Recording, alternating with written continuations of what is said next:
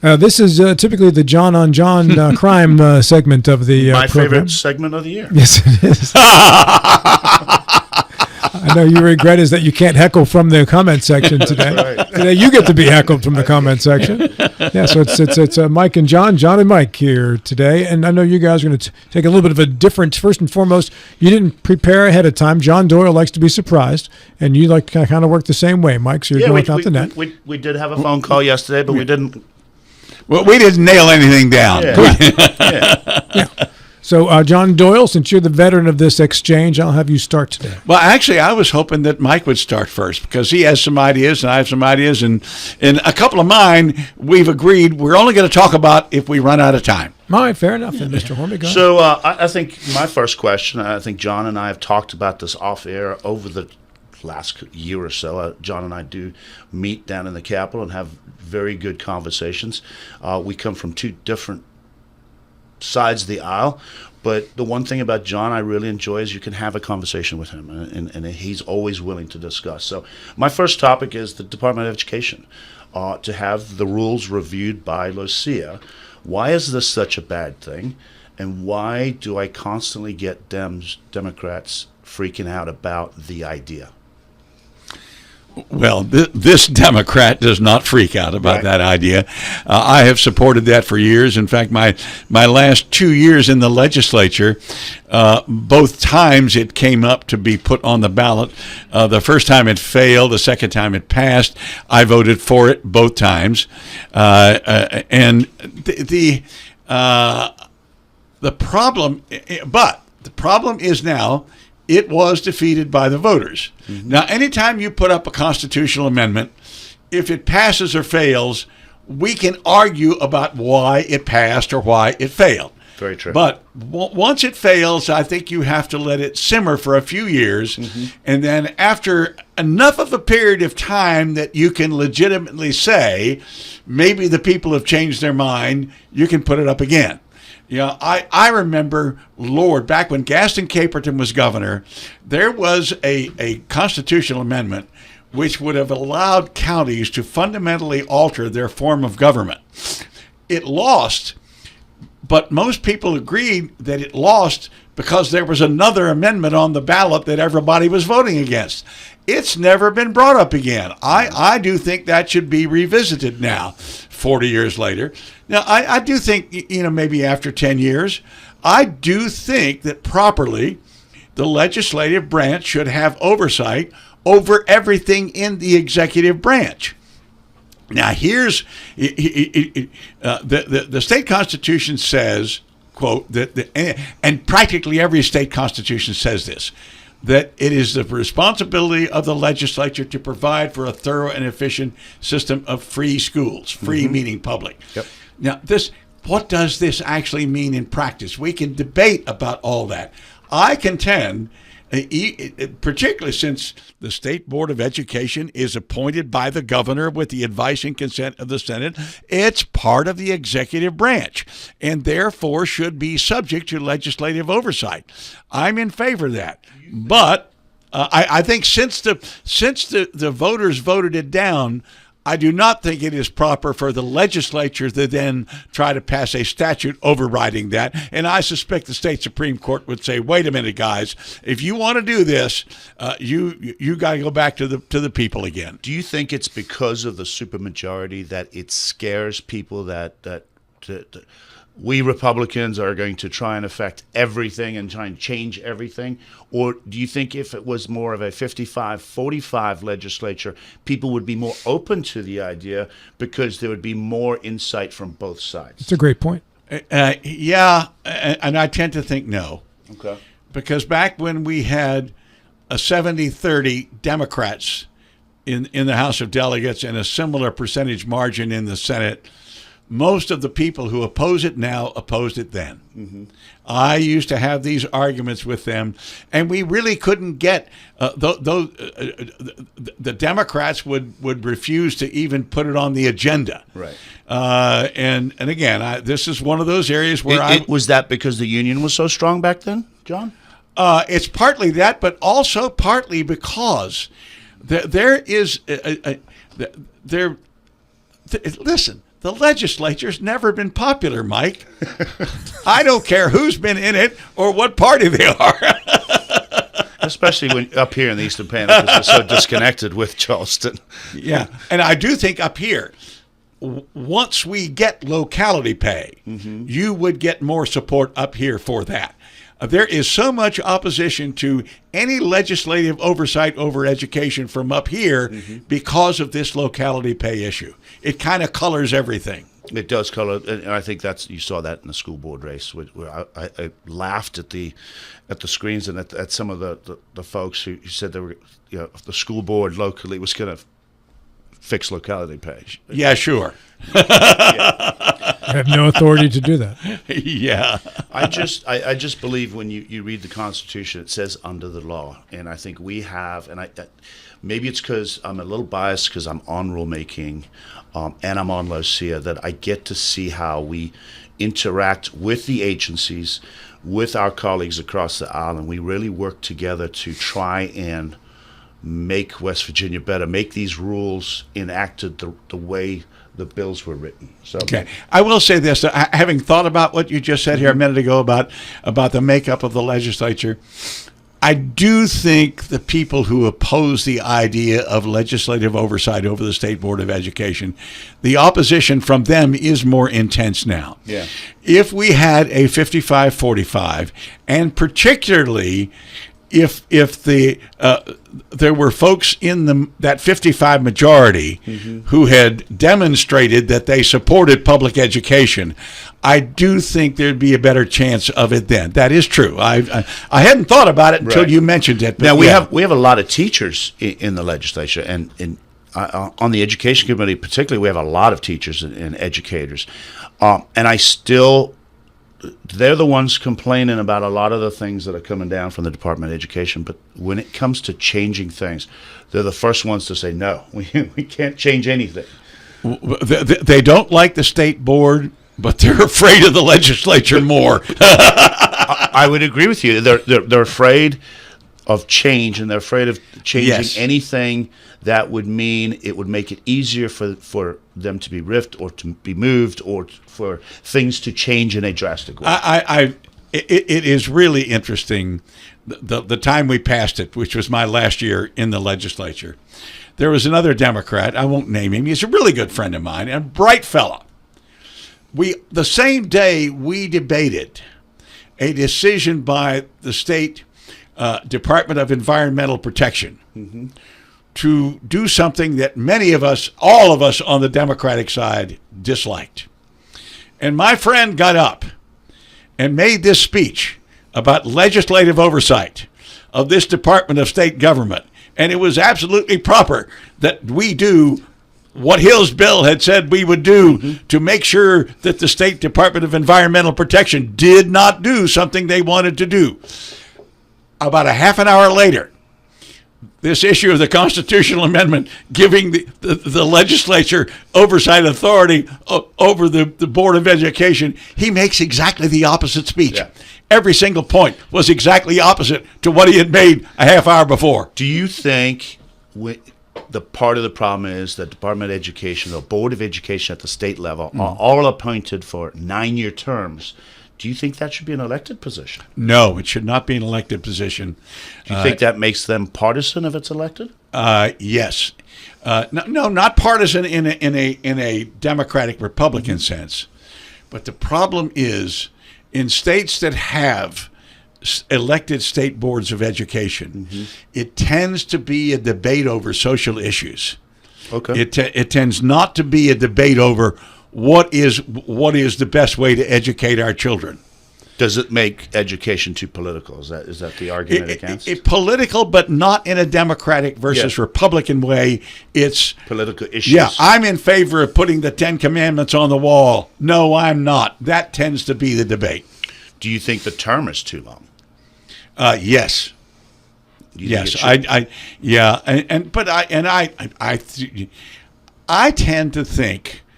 Now, the reason that it's 9 years is so that a governor that is elected for 2 4-year terms can't change the whole thing all at once. That is why that is.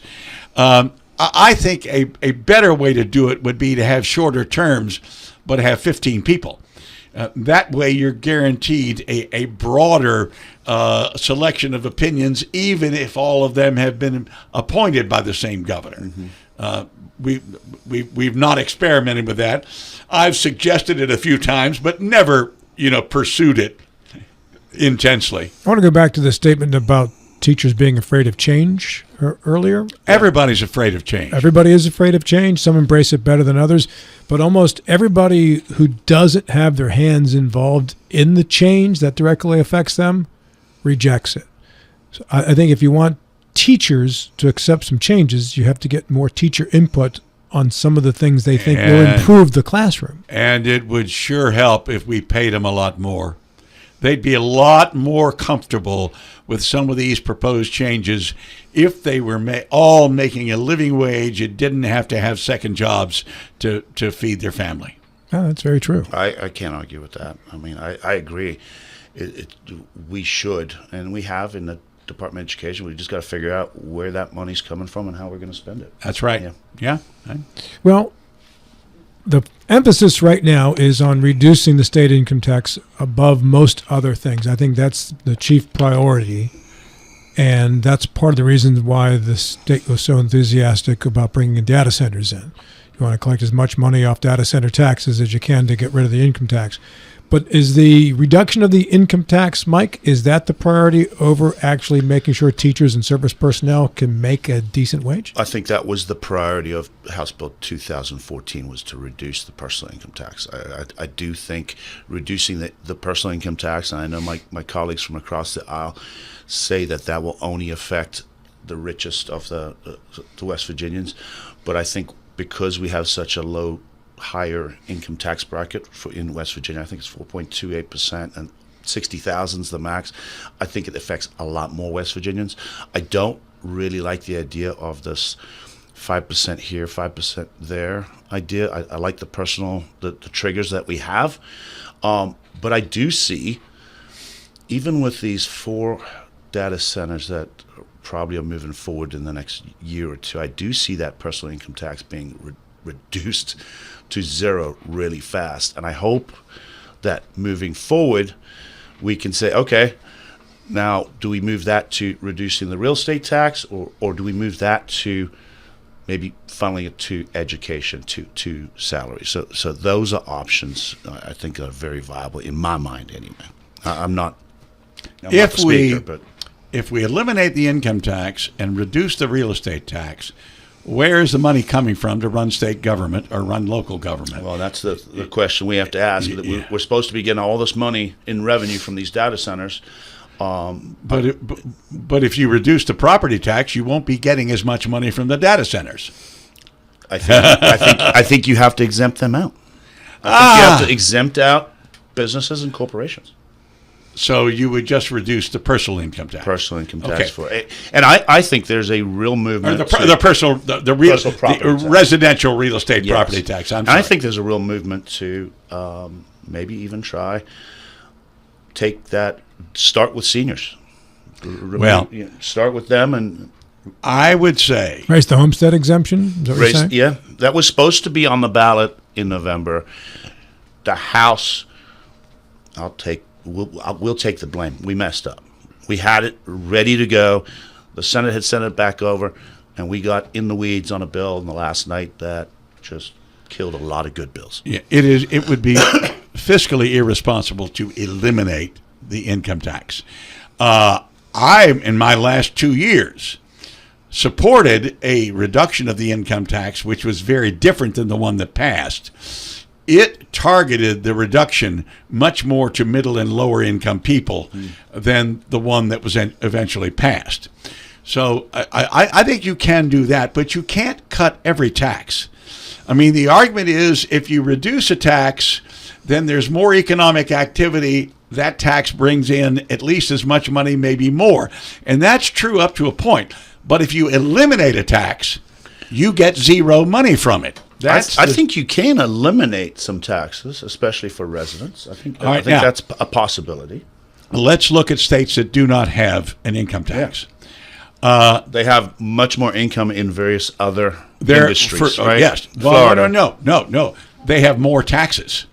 First of all, their real estate property tax is through the roof in every single one of these cases. 2, even 3 times what you would pay in West Virginia for the same value of the property. Secondly, almost all of them nickel dime you to death. $400 to renew your car registration every year, stuff like that. Right. It's that is how they make it up. Every state gets its money somehow. I agree. And so and secondly, there are 3 basic kinds of taxes: income taxes, real estate taxes, property taxes. Every tax under the sun And sales tax. is And sales tax. I said income taxes, property taxes, sales taxes. Okay. Yeah. Every tax under the sun is a version of one of those 3. They behave differently. If you have a fairly even distribution among them, then you are insulated from the vagaries of the market. Because if you have a situation where one type of tax performs poorly, usually one of the other 2 is performing better than average. So it ends up being a much more predictable way to run a government. I'm looking at this from the Department of Revenue standpoint. See, You've got a lot more experience in that than I do. yeah. So I had a fellow drop by my house yesterday in Frederick who's running for what is effectively a county commission, but they have a county executive. County council. So they call it county council Yeah. in that particular case, but it's basically a county commission position. And he was talking about a couple things. One was data centers, and he is a person who's trying to restrict data center growth in Frederick County. But he said to me, they've got 14 data centers going in the Adamstown area of Frederick County. And he said ultimately they're planning for up to 400 data centers in Frederick County, which seems like an astronomical number of data centers, but it still pales in comparison to what Loudoun County has. Mike, if that's the case in nearby Frederick County, does that hurt West Virginia's chances of getting data centers, or are they growing at such an exponential rate that it doesn't really matter what the neighboring states are attracting? Well, I think what's happening to the east of us, the data centers, there's only a couple of larger ones like that are really, we're talking over that threshold that West Virginia has, 90 megawatts or whatever it was. The data centers that I believe West Virginia is trying to attract are the high impact data centers, which are much, much bigger. So we don't want 400 data centers. That is not where we're at. But 10 to 12 mega data centers might be a great idea. My 2 problems with them are the loss of local control and the fact that the property tax, which has historically been a source for local government, and local government has been restricted in the state because of we have the lowest residential real estate property tax in the country. Mm-hmm. So okay, fine, do things like expand the homestead exemption, but I don't think you can reduce it very much more without eliminating it. But this has stayed locally, and I just think it is fundamentally wrong to take that money and give it to state government. And the more I think about it, I think we're giving it to the people. Personal income tax reduction is to the people. I'm talking about the property tax now. I'm not talking about the personal income. It's 30% stays locally, 10% gets shared amongst the counties all across. I think 100% should be either stay locally or distributed among the counties. I just think that's where the property tax should go. And if there's any increase in it, it gives local governments a little more wherewithal. Is anybody going to argue that Jefferson County or Berkeley County has enough sheriff's deputies? No, they don't. Mm-hmm. And this is one of the problems I think historically with government in West Virginia is that local governments, particularly counties, have not been able to provide the local services that you get in just about every other state in the union. Yeah, I think that reducing the personal income tax is the way to go. I do think West Virginia has a history of. And don't get me wrong, I think Berkeley should keep everything. However, we have some real issues across this state. I have to consider the other citizens of West Virginia. We have to fix the water issues down south. So this sharing of some of the funding, I have no problem You with don't that. have to do it by giving it to the state. You can put more money in that pot that is shared by the local governments, and they can help fix their water systems. Once we reduce the personal income tax, then we can. And I'm not opposed to reducing the personal income tax. I'm saying it's stupid to do away with it. Which is that was my yes vote, reducing the personal income tax. I know, Yeah. Mike. Yeah. Good conversation on local issues. I found my conversation with a candidate yesterday to be very familiar, because the major issues he was talking about was restricting and slowing data center growth, concern over the power lines, controlling growth, top-heavy school administration, schools. And we have to talk about these things. That's what we're here for, And to have the conversation. All over the country. It's the same here issues. and everywhere else. Yeah. There is right now tremendous opposition to data centers. It's amazing, isn't it? And I know it's thought that it's a lot of paid activists, and I'm not saying they're not a part of some of these demonstrations, but it's a lot deeper than that. The guy that I was talking to yesterday is a Republican running for office, and he was talking about some of the same things. We're definitely talking about it. Yeah. Absolutely. So, all right, good job, guys.